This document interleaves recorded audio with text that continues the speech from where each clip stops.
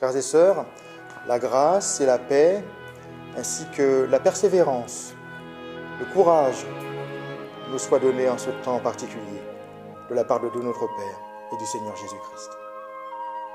Je vous invite à lire et à peut-être brièvement méditer un texte, le texte de l'onction de Béthanie, qui se trouve dans l'Évangile selon Matthieu, au chapitre 26, les versets 6 à 16.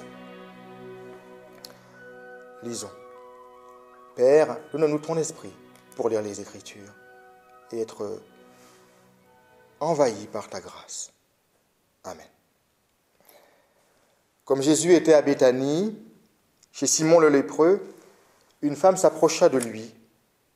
Elle tenait un flacon d'albâtre plein d'un parfum de grand prix, et pendant qu'ils étaient à table, elle répandit le parfum sur sa tête. En voyant cela, les disciples s'indignèrent. « À quoi bon ce gaspillage ? On aurait pu vendre cela très cher et en donner le prix aux pauvres. » Jésus s'en aperçut. Il leur dit, « Pourquoi vous tracassez-vous cette femme ? Elle a accompli une belle œuvre à mon égard. Les pauvres, en effet, vous les avez toujours avec vous. Mais moi, vous ne m'avez pas toujours. En répandant ce parfum sur mon corps, elle l'a fait pour mon ensevelissement. Amen, je vous le dis, partout où cette bonne nouvelle sera proclamée dans le monde entier, on racontera aussi, en mémoire de cette femme, ce qu'elle a fait. » Vous connaissez sans doute ce récit de la femme qui verse donc ce parfum sur la tête de Jésus et des reproches que les disciples vont faire à cette femme. Mais surtout de la réponse de Jésus. Elle a répandu ce parfum sur mon corps afin de me préparer pour le tombeau, afin de préparer mon ensevelissement. Le message implicite de ce texte pourrait être que tout ce que nous offrons à Jésus,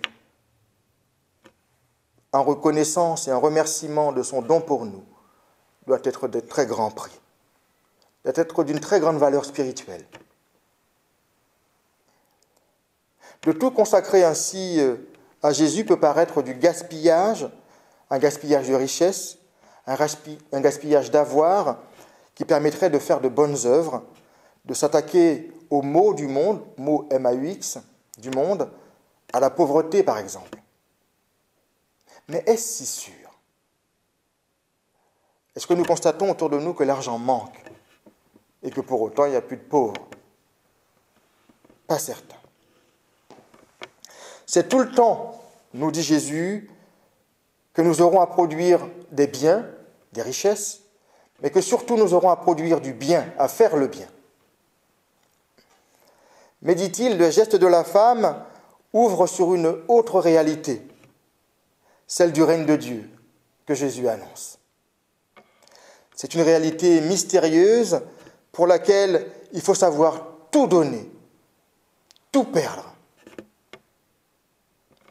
C'est ce que fait la femme. Elle casse le flacon d'albâtre et elle perd tout.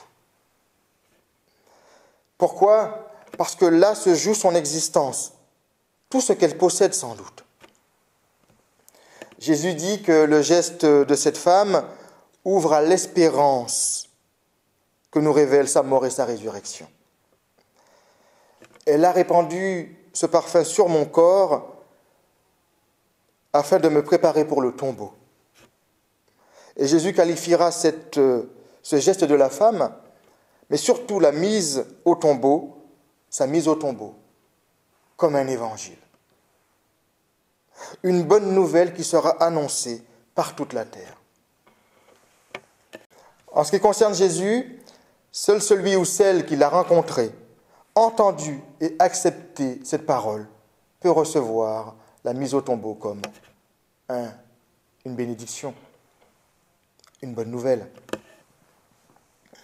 Par 3 fois dans les évangiles, Jésus annonce son ensevelissement et son relèvement pour nous.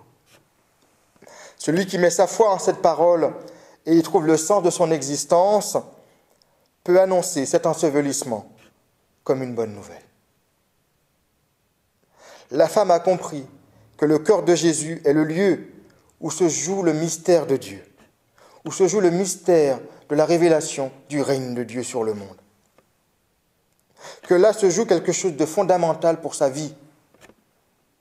Elle a voulu tout donner pour cela. À travers le corps enseveli de Jésus, s'ouvre pour elle une réalité nouvelle. La mise au tombeau de Jésus est une bonne nouvelle. Elle l'a anticipé, elle l'a compris. Et cela mérite le parfum du plus grand prix, tout ce que nous possédons. Dieu se révèle à nous à travers le corps meurtri, crucifié, enseveli de Jésus. Et nous ouvre à toutes les promesses de Dieu. Cette femme l'a comprise. Alors frères et sœurs, souvenons-nous de cette femme et partageons sa foi.